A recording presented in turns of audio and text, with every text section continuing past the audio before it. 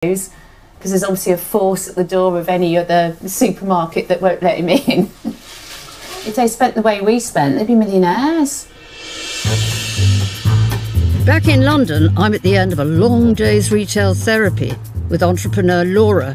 If you thought her spending spree in Bond Street was extravagant, it doesn't end there. This is a hotel, my London home away from home. What's it costing you a night? It's about £350. Yup, £350 a night. And she lives in a hotel for 4 months of the year. The thing that I love about staying in hotels, and the thing that, you know, sort of really suits me and is very convenient, is the fact that, you know, I can sort of turn up, walk into a beautiful room, the bed's turned down. Chocolate on the pillow, phone down for room service, and then I just leave the next day. There's no trouble, there's no, you know, tricky neighbours or It's a time saver. It is a time saver. Yeah. Because she lives alone without children or ties, there is no one else to indulge but Laura. I'm a big beauty fan. What's this worth sitting on here? 600. And that's your travelling beauty box? Yeah, at home it's out of control. I've got serums and face masks and eye potions and peels and hair bits. Oh yeah, so this is interesting. This is this artisan fragrance. So you'd have to shower that off. It's a bit shaken back, Laura. Shaken back? This is really expensive. Do you ever stack up the amount you spend and think, went a bit over the top there? Yeah. Yeah. Particularly on hotels. The amount of money that I've spent on hotels amounts to a deposit on a small flat in London or a nice house in the countryside. You know, of course, down the line, I envisage a very beautiful house filled full of art and family and all of that stuff. And babies? It would be lovely, of course. Yeah. Are you dating at the moment? Yeah, yeah. No one's serious. No one, you know. Yeah. Trouble is, I really enjoy what I'm doing right now. I know the things that make me happy, and I think it's absolutely fine for me to do those things. Well, £50,000 a year on hotels sounds nuts. I mean, it's twice the average salary. It would send the Stevens children, for example, to private school for a year. And if you're green with envy, you'll almost certainly describe Laura as spoilt and profligate. But for goodness sake, she's earned it. The point about Laura is she's a nomad. She's no desire for a swanky office, a smart car, a cosy London flat, or a need to settle down. I love the fact that she has guilt-free spending and she dares to be different. Laura is exactly what my generation of women march for, although I admit I didn't actually march. Children! Dinner! When you have a family, spending priorities are completely different. No iPad at the table, leave that there. It's 7:30 p.m. at the Stevens house. Hello, Mum. And Mum Tabitha has just made it home from London after a 2-hour commute from her banking job. Hello, Tabitha. Hello, how are you? This is Claire. Hello, Claire. It's Tabitha's job that provides the Stevens family with £90,000 a year. They're ambitious, unashamed about wanting to better themselves and their children. Skiing holidays and public school would be a good benchmark of where we want to be. But the thing is, it might sound pretentious, but it's important to be aspirational. Why would you aspire to not do that? This is Florida in 2012. Oh, what finer way to show off those aspirations than with your holiday snaps. So that was the pool we had. So where do you go as a family? My dad lives in St Ives in Cornwall, so we tend to get down there.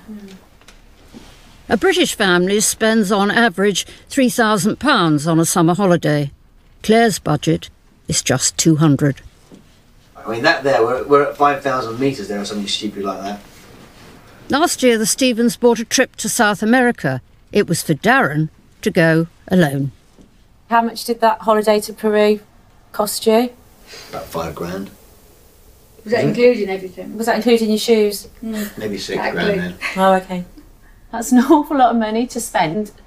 We couldn't even afford the one person to go away. It's 5:30 a.m. and Tabitha is off to work. Bye. See you later. She brings in 90% of the household income to maintain that aspirational middle-class life. It's cold, it's dark, and I don't think I'd like to do this, but she thinks it's a sacrifice that she needs to make, and she's just doing it for the children. She wants them to have a better life. Claire wants to know what Darren is doing to conjure up the additional money they need for those school fees. So you're busy this morning then? Yeah, how was that? Yeah. He's setting up a new business as a career development consultant, but his client base is still small, and Darren's only bringing in $10,000 a year. Is he playing at his jobs at the moment? It's sort of hit and miss of what his business is doing. It's certainly not helped by his man cave being full of distractions. As you can probably tell, I'm not the most disciplined person in the world. I had noticed. So it's one reason why I like going to Starbucks, because it's away from everything. What, do you work then? Yeah, I just get on with it.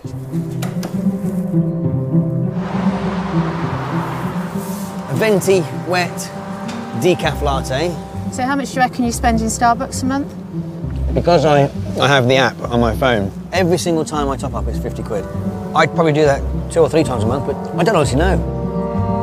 If he's topping up 2-3 times a month, well, you're talking £150 a month. That's a lot of money. It would get quite a lot of shopping, £50, and that's just on double, triple shots of coffee. It's a lot of money. But it's not just coffee for Darren. It's about buying into a lifestyle.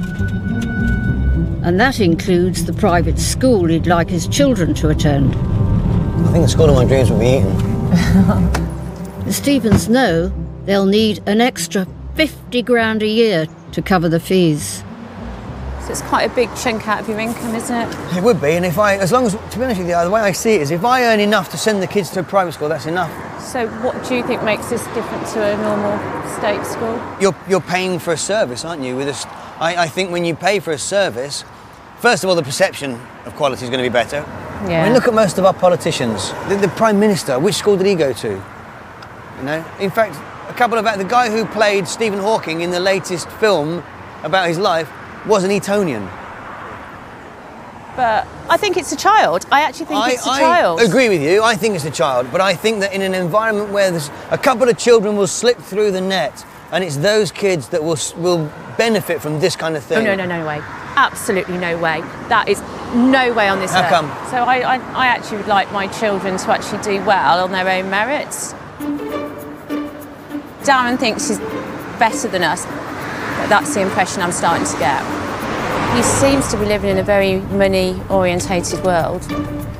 Everything's got to have its label, cost, including an education. Putting a child through public school can easily cost $250,000. Unsurprisingly, just 7% of children go private. Why do those parents regard it as a must? Simon Heffer is an historian, a distinguished author, and a newspaper journalist with the Daily Telegraph. Even so, he doesn't have an income normally associated with sending 2 boys to Eton. But he and his wife Diana were determined that only the best was good enough for their Freddie and Johnny. Hello. Come in. How many books have you got? In this room, about 3,500 or 4,000. I think in the rest of the house, another 4,000 or 5,000. I'm going to quiz you now. Right. I'll try not to be the weakest link.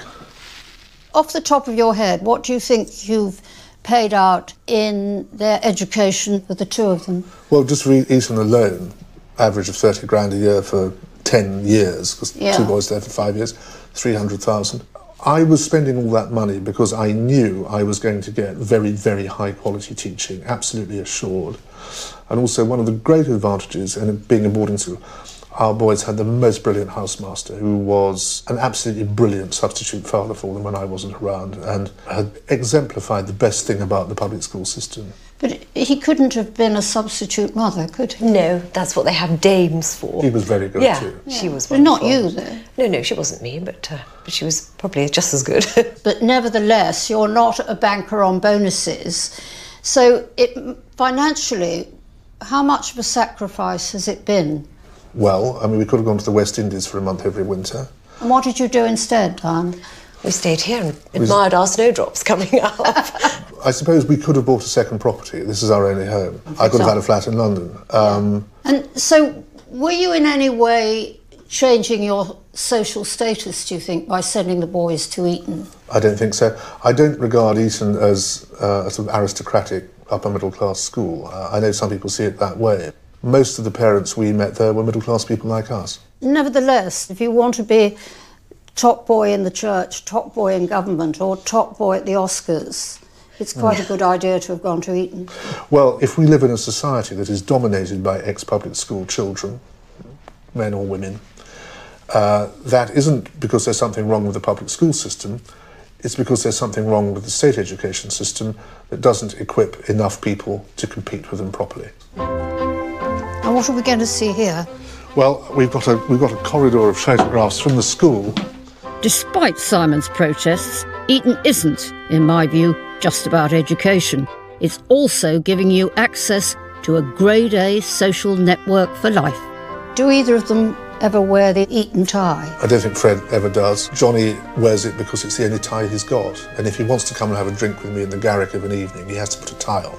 And that's the one he wears. So here's Johnny playing rugby.